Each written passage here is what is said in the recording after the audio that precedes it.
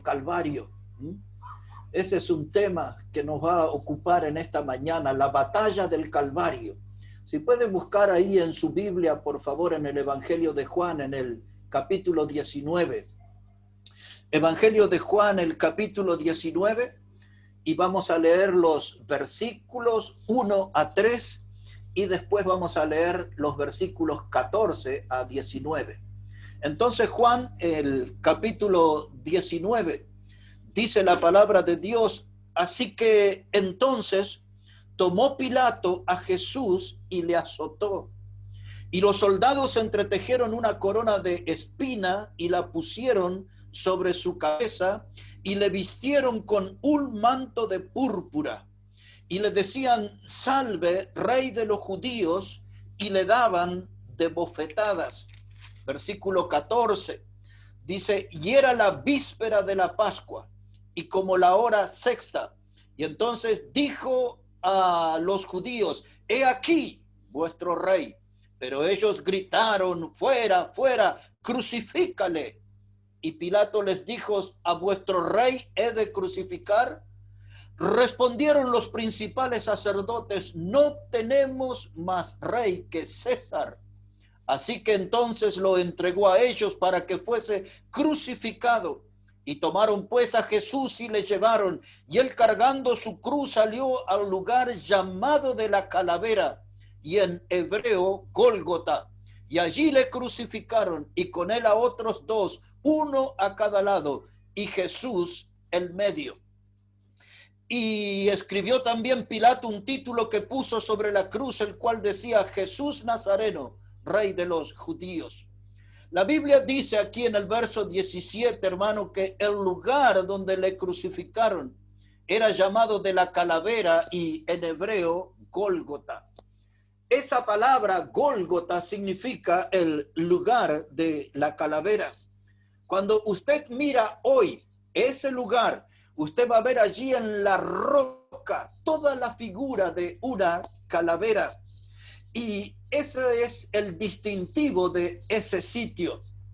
La palabra Gólgota, cuando se usa en la lengua aramea, por ejemplo, hay algunos que la definen como el monte de la ejecución. Pues eso es lo que significa en la lengua aramea, el monte de la ejecución. Pero cuando se usa en latín, en lengua latín, es la palabra calvarie. La palabra calvarie significa calavera. Por eso en español y en muchos de nuestros himnos se refiere no al Gólgota, sino al Monte Calvario, el monte de la calavera, tomado de la lengua latín. Ahora aquí se desarrolló en ese monte de la calavera, en ese monte Calvario, una gran batalla. Vamos a ponernos un poquito en contexto. Por ejemplo, el Evangelio de Mateo no es para que lo busquen, sino para que nos pongamos en contexto.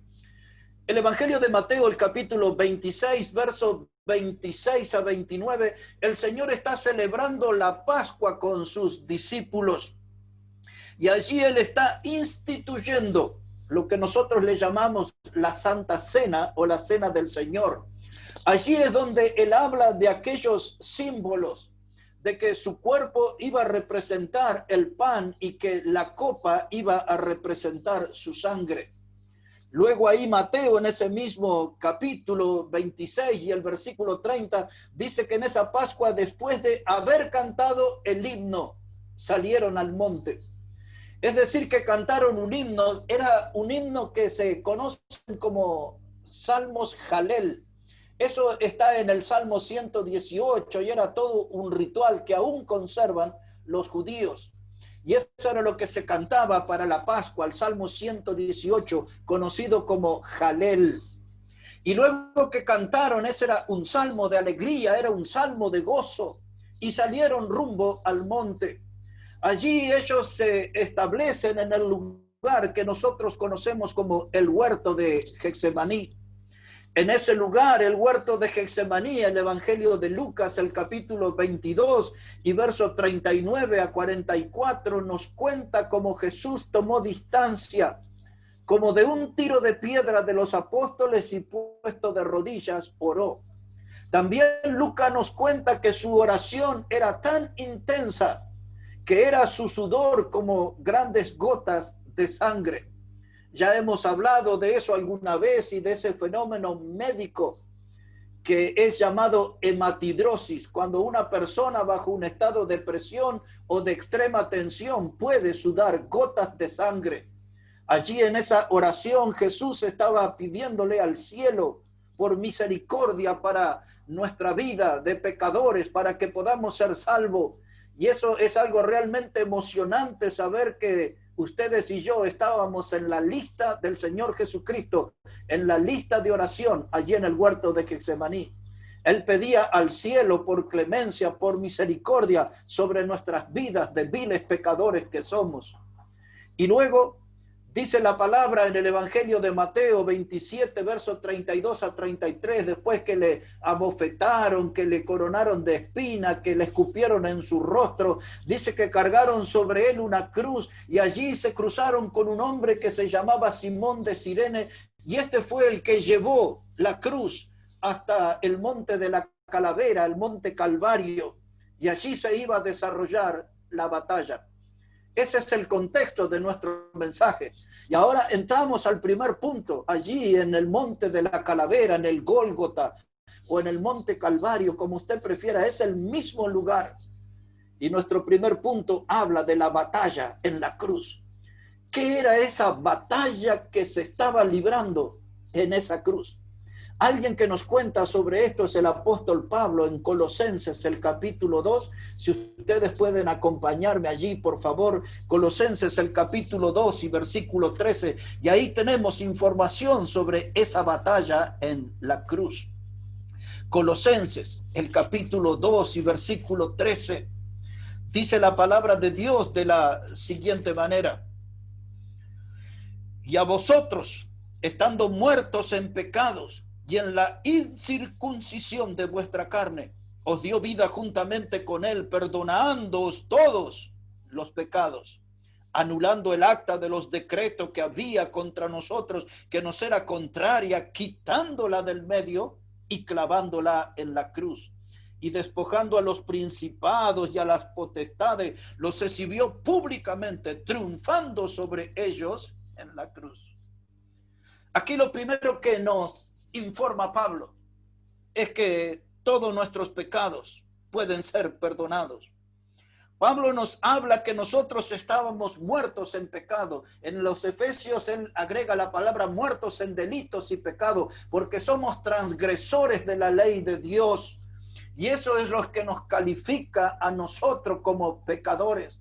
Pero esa muerte en la cruz, en esa batalla en la cruz, era porque Jesús quería obtener el perdón de todos nuestros pecados. Y el Señor quería ir al fondo en ese asunto. Por eso esa muerte en la cruz tenía que tener la posibilidad de anular el acta de los decretos que nos era contrario, como dice el versículo 14. Un acta es un documento legal. Un acta es donde se registran hechos, acontecimientos. Y la Biblia nos dice que había un acta que nos era contraria. Es decir, que en ese acta figuraba todo nuestro historial pecaminoso. En ese acta de los decretos estaba nuestro currículum pecaminoso. Y el Señor Jesucristo iba a librar una batalla en la cruz. Él iba a morir en esa cruz para ocupar nuestro lugar, porque a través de esa muerte Él quería anular el acta de los decretos que nos era contraria. Imagínese ese acta en las manos de Satanás, y Satanás haciendo un repaso de nuestro historial pecaminoso, y como la Biblia le llama a él el acusador de los hermanos, que él nos estuviera mencionando día, hora, lugar, fecha y la clase de pecado que hemos cometido. Por lo tanto, esa batalla en la cruz y esa muerte de Cristo en la cruz tenía que ser tan poderosa y tan impactante que fuera capaz de anular el acta de los decretos que nos era contraria. En otras palabras, Él tenía que dejar en blanco, totalmente en blanco, nuestro historial pecaminoso. El idioma griego usa una palabra, esaleipaein. Esaleipaein quiere decir blanco como una pared. Cuando el diablo quisiera mirar nuestro historial tiene que estar blanco como una pared. Eso es lo que Cristo tenía que conseguir en esa batalla por el Calvario. Y dice que los antiguas actas se escribían en pieles de animales y se utilizaba tinta vegetal para escribir, para que de ese modo fuera algo imborrable. Pero la obra en esa batalla en la cruz, la sangre de Cristo iba a ser tan poderosa que iba a poder borrar la tinta vegetal y cada letra que nos acusaba sobre nuestro pecado. Y tomó esa acta y fue y la clavó en la cruz, dice Pablo. Así, literalmente, clavó en la cruz. Y dice que cuando él hizo eso, él despojó toda la organización satánica. Porque usted puede ver en el versículo 15 que dice que él despojó a los principados, a los potestades, todos los poderes diabólicos que existían fueron vencidos, derrotados en la cruz. Anuló el acta de los decretos que nos era contrario y él venció al diablo en la cruz. Y ahora, después de 3 días, él iba a demostrar que estaba capacitado para vencer a la muerte. No quiero que me pierda en este momento, quiero que me siga correctamente. Allí en esa cruz, el Señor Jesucristo limpió nuestros pecados, es decir, anuló el acta de los decretos que nos era contraria. En esa cruz, Él venció al pecado, en esa cruz, Él venció al diablo y a todas sus huestes de maldad, de demonios que le acompañan. Y en esa cruz, Él venció la muerte.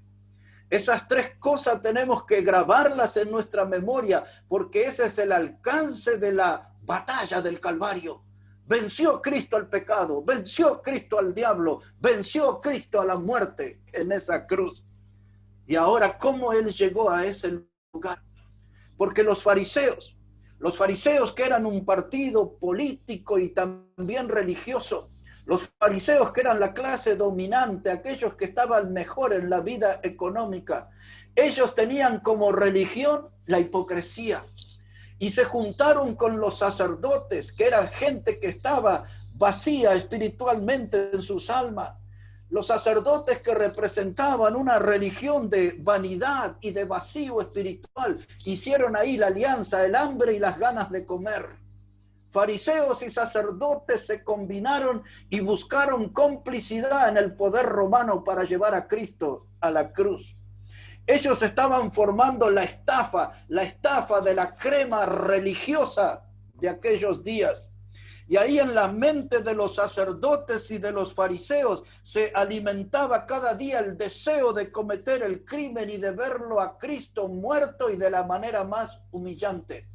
Por eso la Biblia dice que Jesús estuvo dispuesto a ir a la muerte y muerte de cruz. Eso explica lo grave del tormento de morir allí en una cruz, pero Él estuvo dispuesto a ir a esa cruz. Pero hay algo que quiero decirles sobre esa batalla del Calvario y sobre esa batalla en la cruz. Esa batalla en la cruz es la evidencia del amor de Dios por nosotros los pecadores. Para todo el resto de la historia humana, en esa cruz quedó reflejado el amor de Dios por nosotros los pecadores. Eso es lo que Juan dice en el capítulo 3 y verso 16, que de tal manera amó Dios al mundo que nos dio a su Hijo unigénito, es decir, que lo entregó por nosotros y aún para que muriera en la muerte más sufrida, más horrenda, más cruel, allí en la cruz. Y el Señor Jesucristo, por amor a nosotros, no quitó su cuerpo. Él lo puso allí en la cruz y libró una batalla en la cruz a favor nuestro. El Señor Jesucristo utilizó esa cruz para publicar y para predicar su amor por el pecador. Cuando yo miro esa cruz, veo al Señor Jesucristo que Él usó la cruz como un púlpito para predicar y para publicar su amor por el pecador. Por eso ahí Colosenses 2:13 dice que allí Él murió, perdonando todos nuestros pecados. Les dije que Él peleó en esa batalla para vencer al pecado, pero les dije que también peleó en esa batalla en la cruz para vencer al diablo. Ahora necesito que me acompañe por un momento a la carta a los Hebreos, el capítulo 2 y verso 14. Si puede ir conmigo allí un momento a Hebreos, el capítulo 2 y versículo 14 y 15. Mire cómo dice la Biblia, la palabra de Dios, Hebreos 2, verso 14. Dice, así que, por cuanto los hijos participaron de carne y sangre, él también participó de lo mismo para destruir por medio de la muerte al que tenía el imperio de la muerte, esto es, al diablo, y librar a todos los que por el temor de la muerte estaban durante toda la vida sujetos a servidumbre. La Biblia dice que nosotros éramos esclavos del diablo. Y si usted observa, dice que éramos esclavos por temor. Hoy nosotros podemos ser siervos o esclavos de Cristo por amor a Él. Pero en nuestra vieja vida éramos esclavos por temor. Y el diablo infundía ese temor sobre nuestra vida, imponiendo la muerte. El texto que leímos, el verso 14, dice que el diablo tenía el imperio de la muerte. Él gobernaba a través de la muerte, él imponía la muerte, él era el administrador de la muerte. Pero Jesús vino y se hizo semejante a nosotros, dice el texto. Dice que él participó de sangre, es decir, que él tenía la misma esencia que nosotros. Como alguna vez lo mencionamos, él era nuestro pariente cercano. Y vino allí a librar esa batalla del Calvario, esa batalla en la cruz. Y ya vimos cómo él venció al pecado. Y ahora él va a vencer aquí al diablo también. Porque dice claramente ahí el final del versículo 14, dice que él le quitó el imperio de la muerte. Es decir, que aquel dominio, el gobierno que el diablo tenía por medio de la muerte, Cristo se lo quitó, se lo arrebató en esa batalla en la cruz. Cristo, hermanos, para que entienda bien, cuando estoy contando esto y cuando la Biblia nos habla de esto, nos está hablando exactamente del día que la muerte venció a la muerte. El día que la muerte venció a la muerte. Cuando Cristo murió en la cruz, Él venció la muerte que era administrada por el diablo. En síntesis, mis hermanos, en esa batalla de la cruz, Cristo venció al pecado, Cristo venció al diablo y Cristo venció a la muerte. Y ese es un buen momento para decir, aleluya, alabado sea el Señor, por esa resonante victoria. Le daré una perlita más de este tema. Si puede acompañarme a 1 Corintios, el capítulo 15 y versículo 54. Si puede ir conmigo allí un momento a 1 Corintios, el capítulo 15 y el versículo 54. Mire cómo dice la palabra de Dios allí. Y cuanto esto corruptible se haya vestido de incorrupción, y esto mortal se haya vestido de inmortalidad, entonces se cumplirá la palabra que está escrita. Sorbida es la muerte en victoria.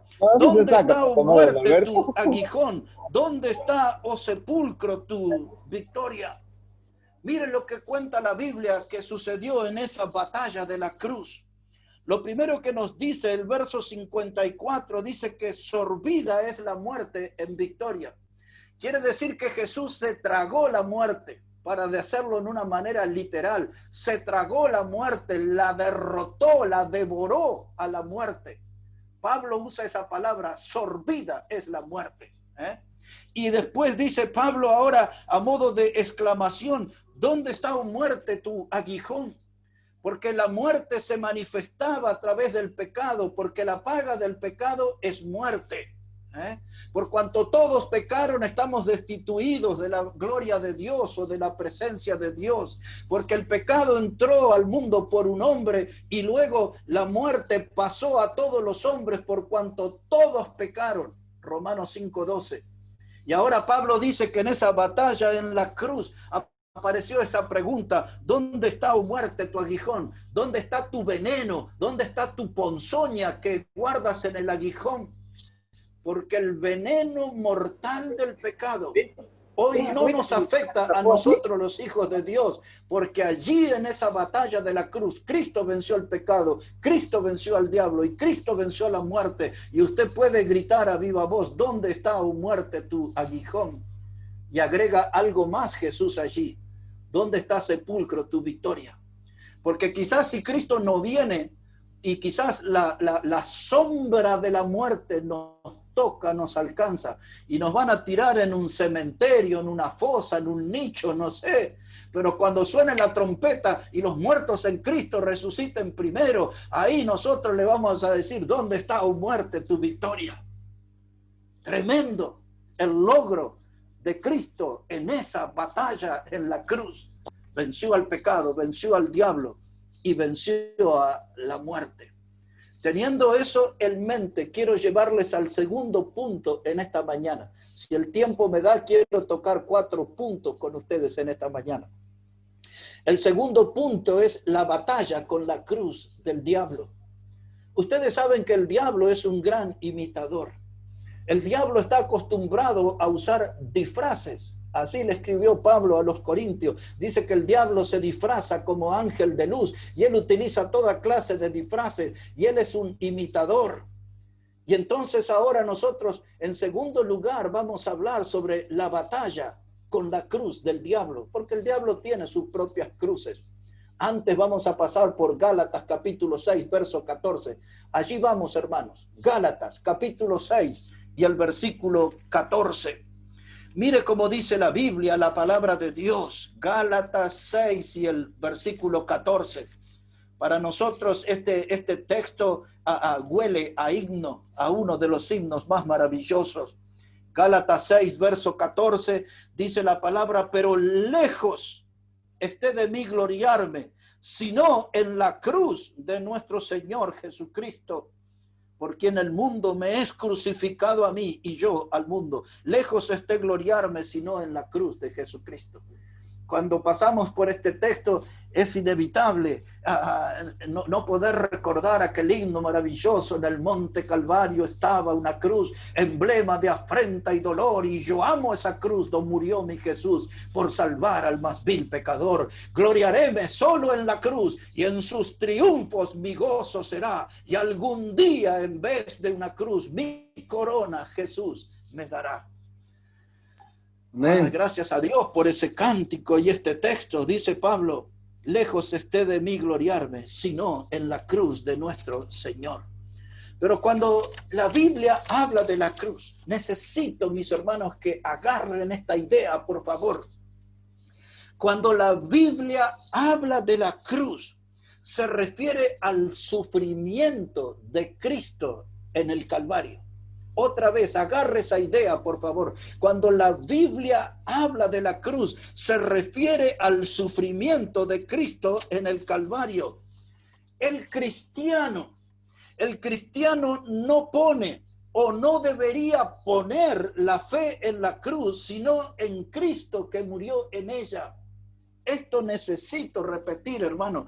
El cristiano no pone o no debería poner su fe en la cruz, sino en Cristo que murió en ella. Pero el diablo inventó su cruz.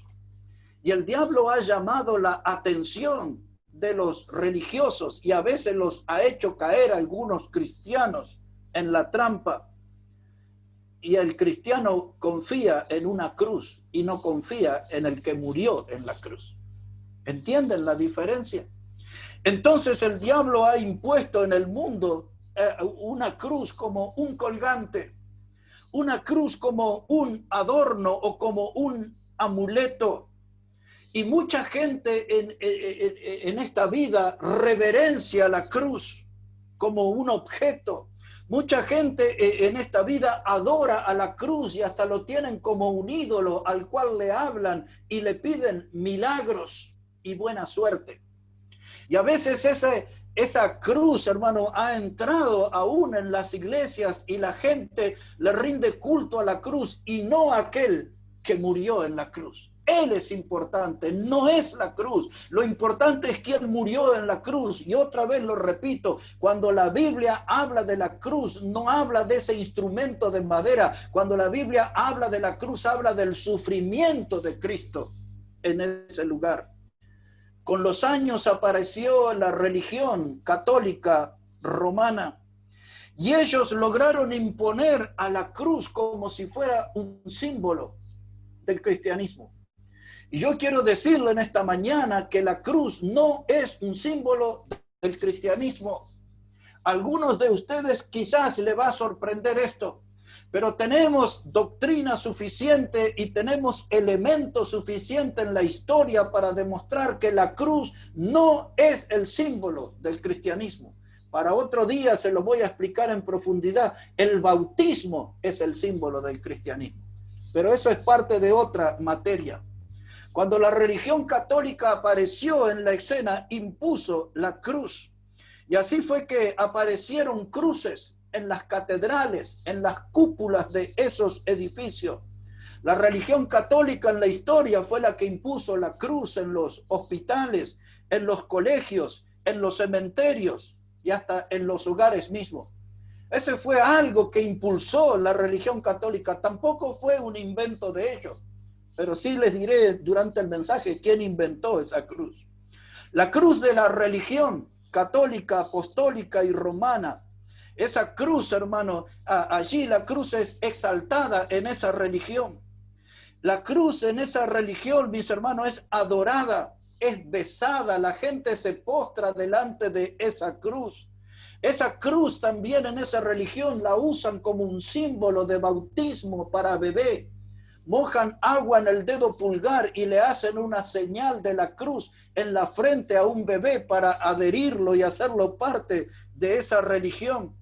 Ellos le dan una gran importancia a la cruz como objeto.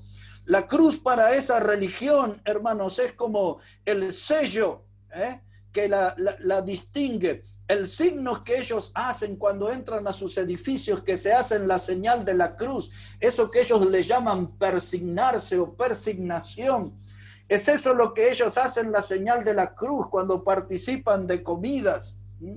Y aún en la figura a veces usan una cruz con una persona crucificada, y esa persona crucificada en la cruz de esa religión no representa a Cristo. Esa persona crucificada no simboliza a Cristo, porque el Cristo de la Biblia, el Cristo que es el Hijo de Dios, no está en una cruz, no está en una tumba. Él resucitó y está sentado a la diestra de Dios. Por lo tanto, mal hacemos en intentar reflejar la figura de un supuesto Cristo aferrado a una cruz, cuando Él no está allí, porque en la batalla de la cruz Él se levantó victorioso, se levantó como vencedor. Él no está en la cruz.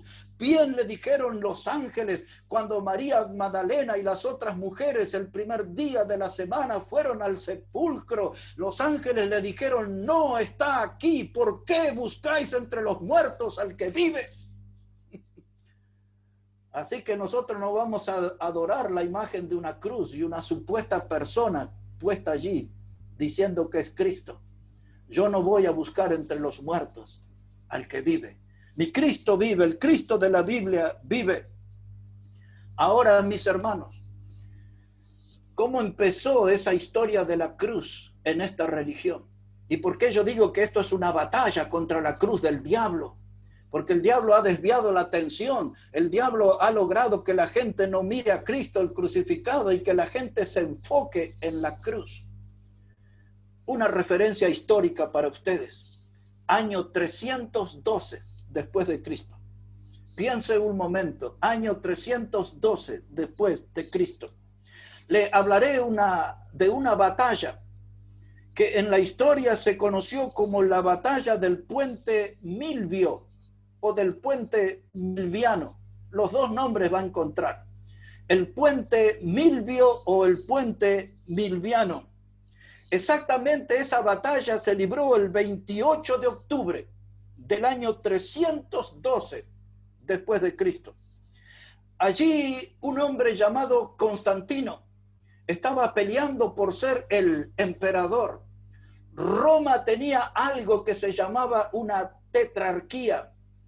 tetrarquía. En la Biblia, por ejemplo, aparece Herodes el tetrarca. Esa palabra tetrarquía se refiere a un gobierno de 4 personas. Una de esas 4 personas que gobernaba Roma se llamaba Magencio. Magencio era el cuñado de Constantino, pero se odiaban que no se podían ver ni en figuritas. Y en esa batalla por el poder se produce la misma batalla que le mencioné, la del puente Milvio o Milviano. Constantino tenía para ese tiempo un ejército de 90,000 soldados, pero su cuñado tenía un ejército de 170,000, es decir, el doble de soldados a caballo, y aparte de eso tenía 18,000 de soldados que se movían a pie. De modo que Constantino estaba en gran desventaja. Pero según la historia, Constantino hizo una oración a su Dios, que era el Dios Sol. Subraye eso. Era el Dios Sol.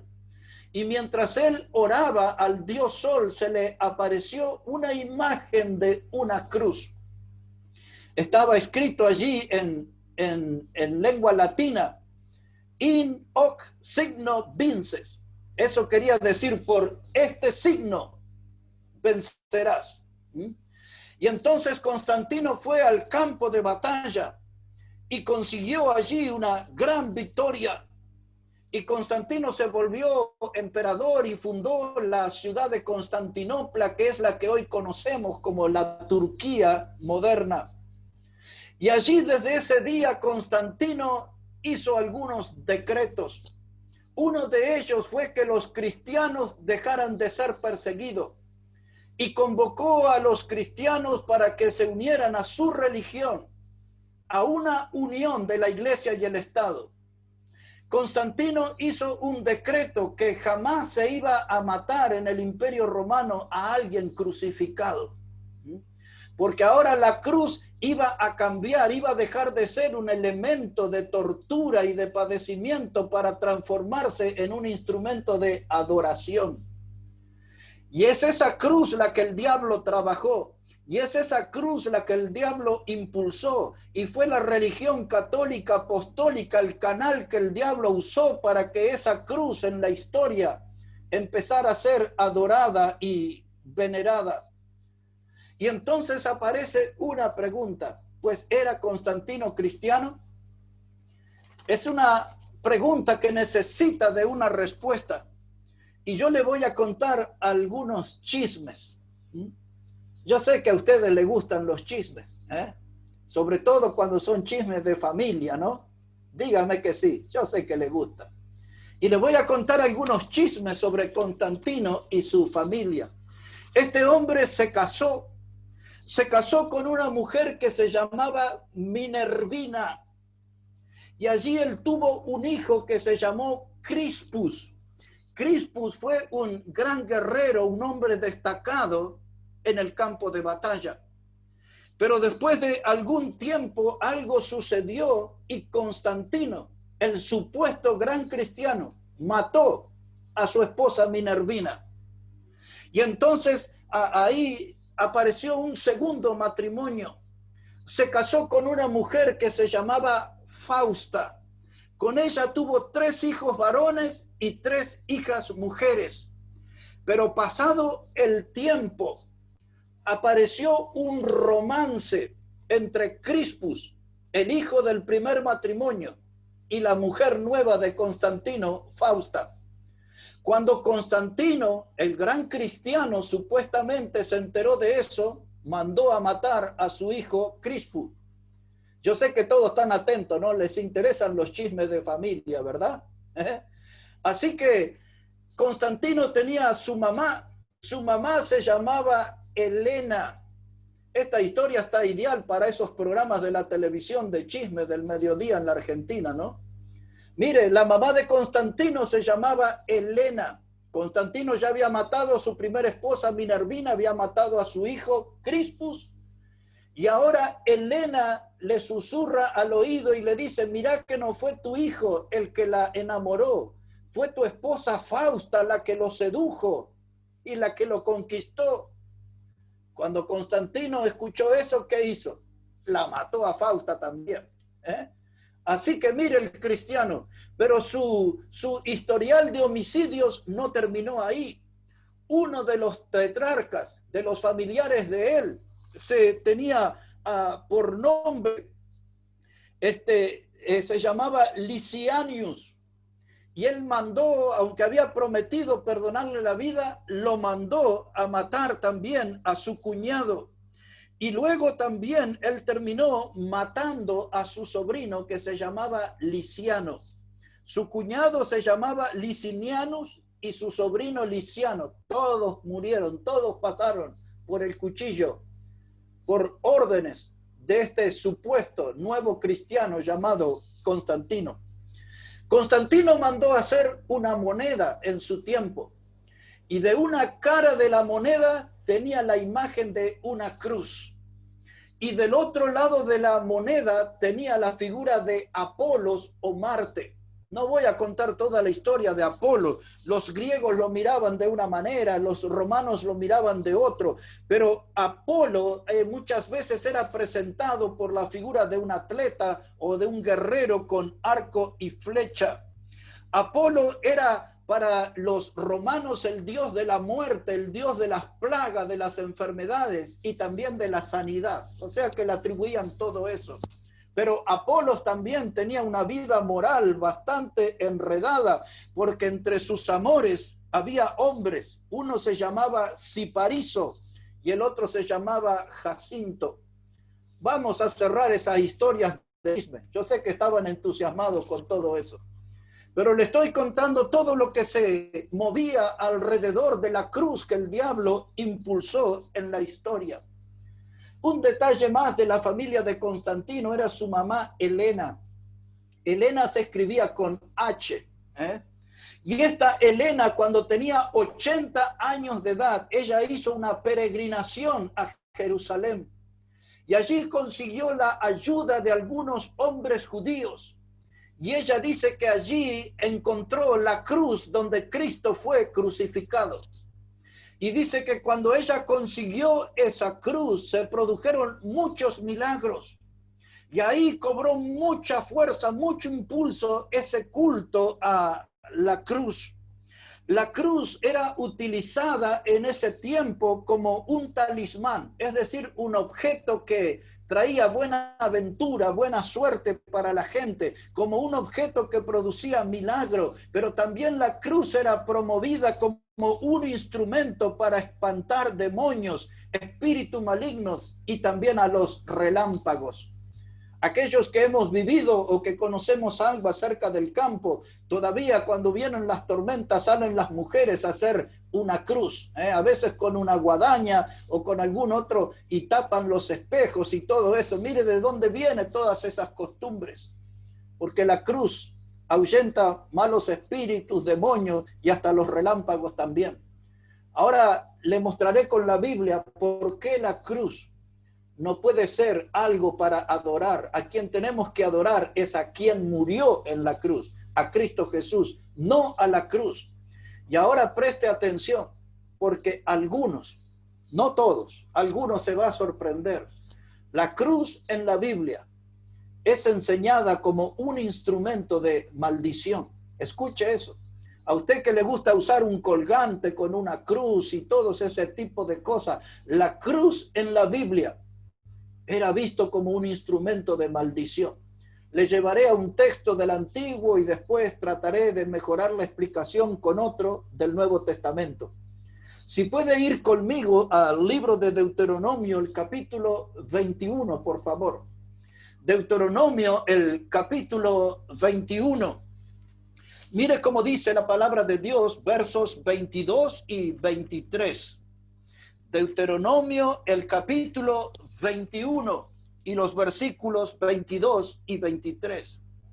Dice la Biblia que si alguno hubiere cometido algún crimen digno de muerte y lo hicieres morir y lo colgarais en un madero, no dejaréis que su cuerpo pase la noche sobre el madero.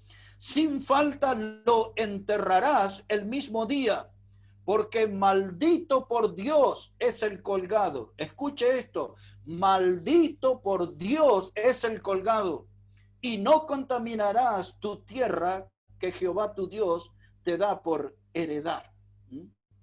Ahora entiende por qué la gente quería que Cristo muriera en una cruz. Porque la gente quería que lo vieran a Cristo como una persona maldita. Porque la cruz, el madero, era un símbolo de maldición. El que era colgado en un madero o crucificado en un madero no podía permanecer un día en él. Y esta señora Elena jamás pudo haber encontrado la cruz de Cristo, porque cuando alguien era crucificado, la costumbre judía era quemar la cruz, porque ellos sabían que era un instrumento de maldición. Y aún así, el que era crucificado o colgado no podía pasar de un día en la cruz para que no cayera maldición sobre la tierra. Observen el Antiguo Testamento cómo se veía eso. Pero el apóstol Pablo lo explica mucho mejor y la presenta la cruz como un símbolo de maldición en la carta a los Gálatas, el capítulo 3 y versículo 13. Si puede ir ahí conmigo, por favor, vamos a leer Gálatas, el capítulo 3 y versículo 13. Todo esto para aquellos que adoran la cruz y besan la cruz y le hacen peticiones a la cruz y cuelgan cruces por todos lados. Mire lo que dice la Biblia ahora en Gálatas, el capítulo 3 y versículo 13. Dice la palabra de Dios: Cristo nos redimió de la maldición de la ley, hecho por nosotros maldición. Escuche bien, porque está leyendo bien. Dice: Cristo nos redimió de la maldición de la ley, hecho por nosotros maldición, porque está escrito: maldito todo el que es colgado en un madero. Ahora comprende por qué eligieron la muerte de cruz para Cristo. Porque lo querían hacer pasar, que la gente lo viera como un ser maldito, porque era maldito el hombre que moría en el madero. Y también de paso le agrego, cuando pusieron aquella corona de espinas sobre su cabeza, el mensaje que querían transmitir, que él era un hombre coronado de maldición. Porque cuando el pecado entró al mundo en los días de Adán y Eva, y Dios tuvo que castigar al hombre con juicio, el castigo que Dios le dio era que en sus tierras, en sus campos, florecerían cardos y espinos. Cardos y espinos era el símbolo de la maldición de la tierra caída al pecado, y esa corona de espina es porque querían presentar a Cristo como un ser maldito, una corona de espinas, una cruz. Y ahora el diablo ha impulsado a través de la historia a la cruz como un objeto de bendición. Y antes que alguien se torture y se plantee, ¿hacemos mal nosotros en nuestras congregaciones en tener una cruz? Mi respuesta sería no. Porque a veces cuando usamos la figura de una cruz en nuestros edificios, esa cruz vacía para nosotros es comprendido que es la enseñanza de que Cristo no está allí. Una cruz en nuestro edificio es el recuerdo de que Cristo no está allí. El recuerdo de una cruz en nuestros edificios nos hace pensar en la victoria, en el triunfo de Cristo, en aquel himno de triunfo que dice: consumado es, la deuda ya fue pagada, consumado es. Pero cuando la cruz se usa como colgante, como amuleto, como talismán, ahí ya estamos en un serio problema. La religión romana, Constantino, su mamá, fueron instrumentos del diablo para impulsar la cruz como un objeto de veneración y adoración. Pero la cruz apareció mucho más antes en la historia.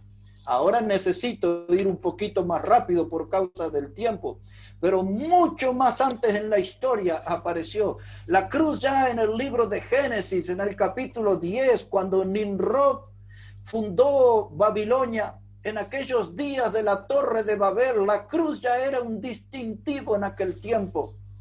La cruz era un símbolo que representaba a las religiones de misterio, aquellas religiones que proliferaron en la vieja Babilonia, creada por Nimrod. Una mujer llamada Semiramis. No puedo contar toda la historia de ella, pero esa mujer es la madre, la sacerdotisa, la creadora de aquellas religiones de misterio, de ocultismo, donde el diablo actuó grandemente en el comienzo. Y si usted sigue toda la historia de Babilonia y llega al último libro de la Biblia, Apocalipsis, el capítulo 18, allí Juan habla de que Babilonia era guarida de demonios, pues allí apareció la cruz. Eso va a ser para otro mensaje dentro de pocos días, pero lo pongo al tanto. Esa mujer tuvo un hijo que se llamó Nimrod. Algunas historias son un poquito diferentes.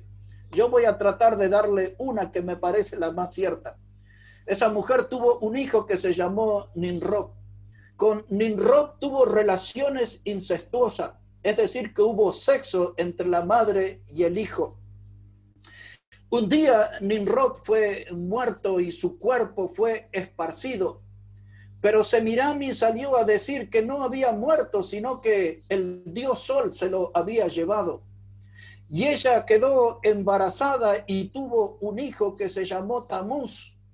Y ella dijo, en su tiempo sembró esa doctrina, que Tamuz había sido engendrado por un dios. Y entonces la primera letra del nombre Tamuz es la letra T. Y la cruz ahí apareció en ese culto, porque ellos pensaban que Tamuz era un dios encarnado, y Tamuz un día fue atropellado por un jabalí, lo encontraron muerto al lado de un árbol podrido, y ese árbol después floreció, y esa historia va para dentro de pocos días. Ese es el arbolito de Navidad que muchos ponen en sus casas. Mire de dónde viene todo eso, del ocultismo, de las religiones de misterio. Pero eso vamos a hablar más cerca de diciembre en profundidad.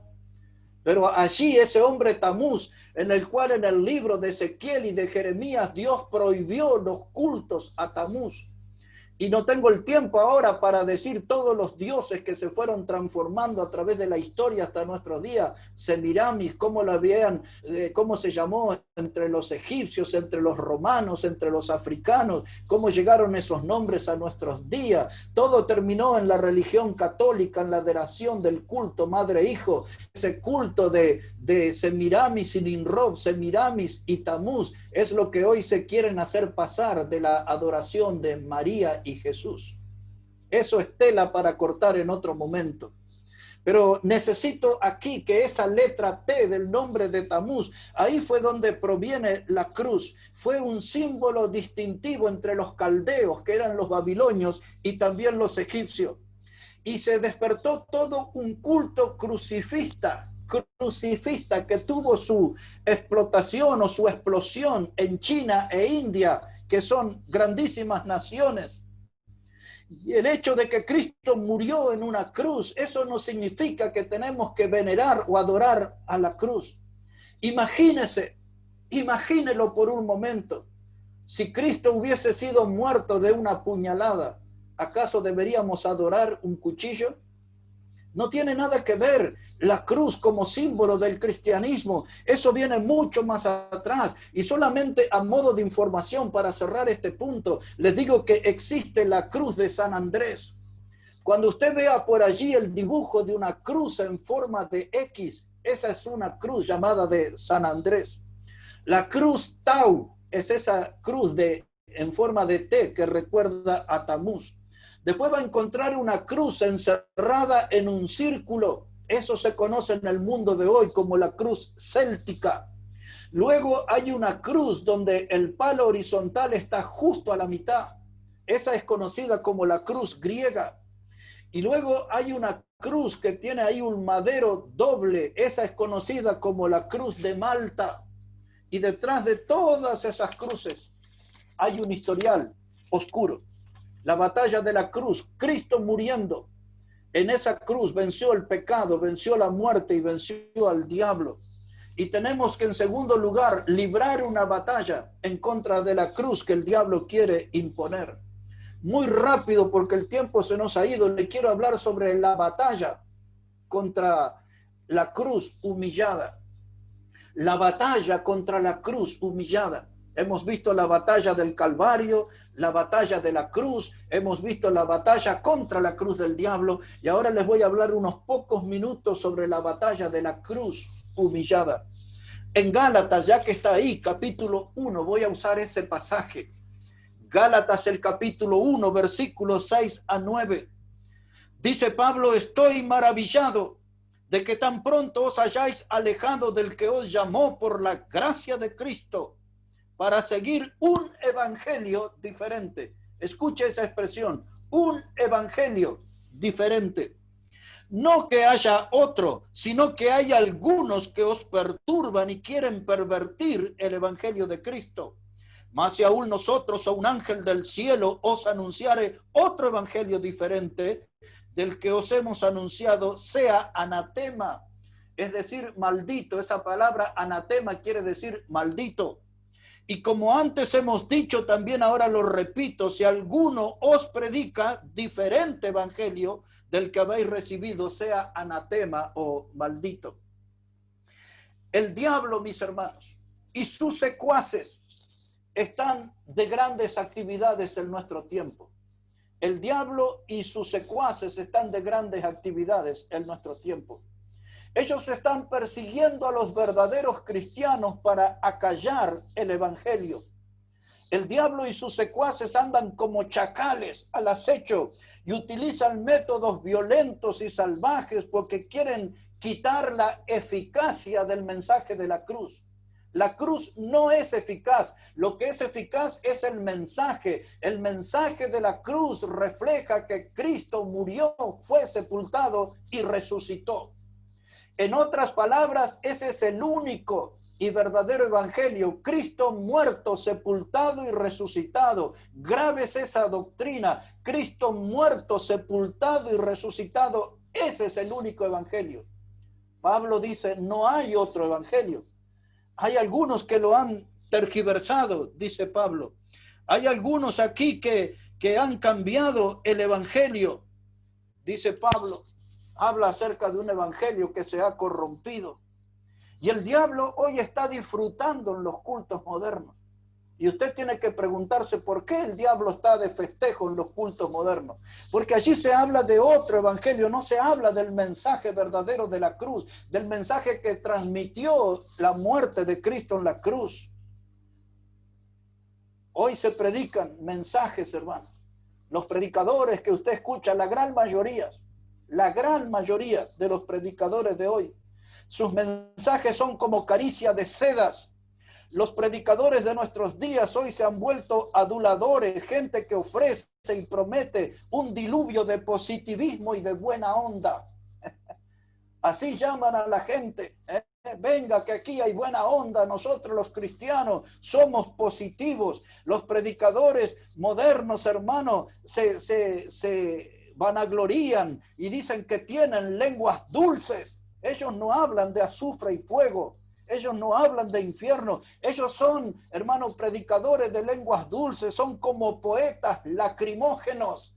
Es decir, que saben cómo emocionar y hacer llorar a la gente en su auditorio. Son sensibleros. Hablan de un montón de relatos y de historias emocionantes que la gente se conmueve, pero no hablan del mensaje de la cruz. Los predicadores modernos hablan sobre un evangelio de prosperidad.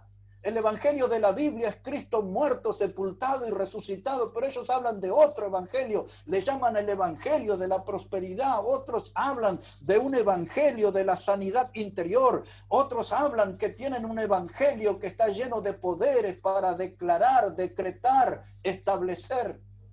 Con todos esos predicadores el diablo anda de picnic, de fiesta. Se va a los restaurantes y de vacaciones y de la mano con esas clases de predicadores. Esos predicadores que se sienten todopoderosos y decían, que declaraban que el COVID-19 estaba derrotado, estaba muerto, y después resulta que no se reunían porque tenían miedo a estar contagiados. Farsantes, charlatanes de feria. Mire, mis hermanos, eso no es el evangelio. El evangelio es Cristo muerto, sepultado y resucitado. Y yo todavía estoy comprometido con un evangelio. Yo estoy comprometido con un evangelio de sangre. Yo estoy comprometido con un evangelio de muerte cruel. Yo represento el evangelio que anuncia que un hombre santo, sin pecado, tuvo que morir en la cruz por nuestro inmundo pecado. Amén. Ese es el evangelio que yo predico, que un hombre santo y puro tuvo que morir en la cruz por nuestro inmundo pecado. No somos joyita, nosotros, no somos oro de 24 quilates 99.9 de pureza. No somos, mis hermanos, no somos eso. Por eso el evangelio verdadero es un evangelio de sangre. El evangelio verdadero es un evangelio de crueldad. El evangelio verdadero es el que muestra al Cristo despedazado, herido y molido por nuestro pecado. Ese es el evangelio que tenemos que predicar. Porque ese es el único evangelio que redime al pecador. Es el único evangelio que salva al pecador. La prosperidad económica, la sanidad interior, ninguna de esas porquerías te va a llevar al cielo. Pero el evangelio del Cristo muerto y resucitado, ese te salvará y te salvará para siempre. Amén. Yo estoy comprometido con ese evangelio. Hermanos, el tufo escandaloso de nuestras malas obras, la podredumbre de nuestra hipocresía, ese fingir continuo de que somos personas buenas o que somos buena gente, eso se tiene que terminar y predicar que Cristo murió porque ya no se soporta el tufo de nuestro pecado maloliente. Ahora no me da ahí el tiempo, pero para los que toman nota tienen que poner ahí, por favor, tiene que poner Isaías el capítulo 1, versículo 4 a 6, donde Dios habla allí al pueblo de Israel y por qué no a nosotros, hablándole a ese pueblo que todo estaba podrido desde los pies a la cabeza y que todo ese pueblo era una inmunda llaga por su forma de pecar. Y es esa la realidad nuestra también. Somos una inmunda llaga por nuestro modo de pecar. Dios le dijo allí a Israel en Isaías 1:4, gente pecadora, pueblo cargado de maldad, generación de malignos, hijos depravados. Son las mismas palabras para nosotros. Pues eso somos nosotros también hoy. Gente pecadora, pueblo cargado de maldad, generación de malignos, hijos depravados. Y le dijo Dios allí, dice, de la planta de los pies hasta la cabeza no hay cosa sana, no hay una herida, hinchazón y podrida llaga. Pero usted escucha a esos predicadores y dice, usted es la niña de los ojos. Ay, usted es la rosa de Sarón, usted es la preciosura de Dios, usted es la joya de Dios, usted es el tesoro de Dios. La Biblia que yo leo me dice otra cosa y aún se aterrizo en Jeremías 17:9. Dice que es engañoso el corazón del hombre y perverso. ¿Quién podrá conocerlo? ¿Quién tiene razón, la Biblia o estos predicadores de lengua dulce? Están humillando el mensaje de la cruz con poesías lacrimógenas y no predican el verdadero evangelio. El evangelio de sufrimiento, el evangelio de sangre, el evangelio que muestra a Cristo, el Hijo de Dios, herido y molido por nuestro pecado, crucificado. Ese es el evangelio que tenemos que predicar. Si no, estaremos perdiendo nuestro tiempo. Déjeme decirle algo más. Antes, no mucho tiempo atrás, el diablo odiaba el evangelio. Y el diablo odiaba a los predicadores del evangelio. Pero hoy el diablo anda contento en medio de esa colonia de farsantes que solamente están aferrados a lo terrenal, a lo temporal y a lo material. Mis hermanos, escuchen bien esto, por favor. Si una predicación no pone nervioso al diablo o lo hace enojar al diablo, ese mensaje es un desperdicio. Si una predicación no pone nervioso al diablo o no hace enojar al diablo, esa predicación es un desperdicio. Por eso el diablo anda feliz en esos cultos, porque nadie lo ofende. Los predicadores andan endulzando gente, engañando a la gente, Pero Jesús libró esa batalla en la cruz. Jesús dijo claramente que Él no vino a buscar a un grupo de santitos. Cuando usted lee el Evangelio de Lucas, capítulo 5, versículo 31, Jesús dijo que los sanos no tienen necesidad de médico, sino los enfermos. Y yo no he venido a buscar a justos, sino a pecadores al arrepentimiento. Y cuando Él vino, se metió en la sociedad y en lo más bajo del pecado y en lo peor del pecado, que estaba representado, reflejado, esa clase de pecado inmundo que vivía en nosotros. Él vino y se metió en nuestra vida y nos lavó con su sangre preciosa. Él vino a buscar pecadores al arrepentimiento, y gloria a Dios que nos encontró a nosotros. Gloria a Dios que Él nos Amén. encontró. Gloria a Dios. Oh, mis hermanos, hay que volver a predicar como antes. Mire, déjeme ahí bien rápido, hermano, necesito terminar. Mire cómo dice la palabra de Dios, Primera de Corintios 6, versículo 9 a 11. Esta es la clase de gente que vino a buscar Cristo, y esta es la clase de gente que somos nosotros. No somos la octava maravilla del mundo, somos parte de esta clase de gente que le voy a leer aquí en Primera de Corintios, el capítulo 6, versículos 9 a 11. Mire lo que dice la palabra de Dios, Primera de Corintios, el capítulo 6 y los versículos 9 a 11. Dice así la palabra de Dios: ¿no sabéis que los injustos no heredarán el reino de Dios? No erréis, ni los fornicarios, ni los idólatras, ni los adúlteros, ni los afeminados, ni los que se echan con varones, ni los ladrones, ni los avaros, ni los estafadores heredarán el reino de Dios. Y estos erais algunos, mas ya habéis sido lavados, ya habéis sido santificados, ya habéis sido justificados en el nombre del Señor Jesús por el Espíritu de nuestro Dios. Mire qué clase de joyitas había en la iglesia de Corinto. Y en nuestras iglesias también están estos. No se escandalice, es lo que la Biblia dice. No se escandalice. Es que cuando la hipocresía nuestra lo permite, reconocemos que algo de esto somos nosotros. Somos gente, hermanos, avaros. Somos gente ladrones. Entre nosotros hay afeminados, fornicarios, adúlteros, idólatras. Entre nosotros, hermanos, hay borrachos, maldicientes, estafadores. Mire qué lindos niños y niñas tenemos en la iglesia. Pero dice el texto: estos erais vosotros antes, pero ahora que creíste en Cristo, gloria al Señor, dice acá, ahora fuiste lavado. Toda esa inmundicia no fue lavado, limpiado con promesas de prosperidad, de sanidad interior, de poderes para decretar. No, toda esa inmundicia fue lavada con la sangre preciosa de Cristo, con la batalla en la cruz, donde Cristo libró esa batalla para salvar nuestra alma, rescatar nuestra alma de esta clase de vicios y pecados mencionados aquí. Escuche esa batalla de la cruz. Amén. Mírela con atención. ¿Qué es lo que Jesús estaba peleando en esa cruz? Y algo de esto había en nuestra vida. Y mucho de esto quizás había en nuestra vida. Pero fuimos lavados.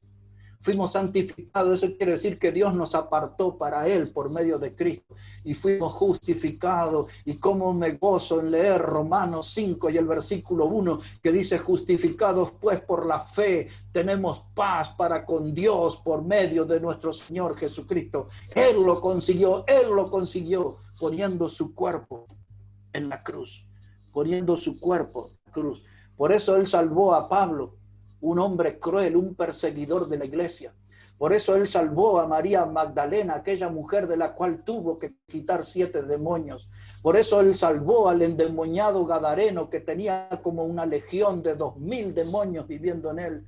Por eso Jesús tuvo que morir en la cruz para salvar a aquella mujer que fue sorprendida en adulterio, aquella mujer de Samaria que tenía 5 hombres y aún el que tenía no era su marido. Él tuvo que morir en esa cruz para salvar a Zaqueo, aquel cobrador de impuestos, estafador de sus hermanos. Él tuvo que morir en la cruz para salvar a Onésimo, y Él tuvo que morir en la cruz para salvarle a usted y a mí. La batalla de la cruz, la batalla del Calvario, es la que me recuerda el amor de Cristo. La batalla de la cruz es la que recuerda ese púlpito donde Cristo, poniendo su vida, nos declaró su amor y nos declaró su intención de morir por los pecadores. Había más para hablar en esta mañana, pero quiero dejar aquí. Quiero decirle a usted que no se enfoque en la cruz. Mire a aquel que murió en la cruz. Que usted pueda tener la certeza en esta mañana que al mirar la cruz, allí lo veo a Cristo, allí lo veo a Jesús. Él murió por mí. Allí en esa cruz yo veo al Hijo de Dios que pudo vencer el mal, el pecado por medio de su dolor. Allí en esa cruz dolorosa, en ese duro madero, yo lo veo derramar su sangre para ofrecer la reconciliación entre un Dios santo y un hombre pecador. Ese fenómeno sucedió en la cruz. El Dios santo se reconcilió, o el hombre pecador se reconcilió con el Dios santo, y la cruz y la obra de Cristo fue el punto de encuentro con nuestro Creador. Y ahora decimos a viva voz, Él es nuestro Salvador. Pero la cruz, mis hermanos, ustedes que ya conocen a Cristo, la cruz es la que puede iluminar nuestra vida. La obra de la cruz es una invitación para tomar esa cruz y seguir, y seguir, y seguir a Jesús todo el resto del camino. Si usted no le conoce, entérese en esta mañana.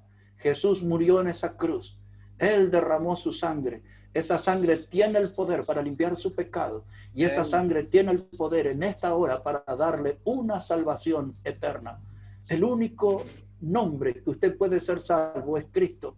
Por eso la Biblia dice, no hay otro nombre dado a los hombres en que podamos ser salvos. Solo a Cristo. Si usted no lo conoce, tiene que venir a Él, encontrar perdón para sus pecados y encontrar salvación eterna para su alma en este día.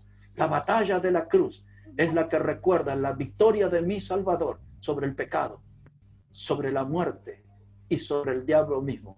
Gloria sea a Cristo nuestro Salvador. Que Él bendiga su palabra en esta mañana, mis hermanos.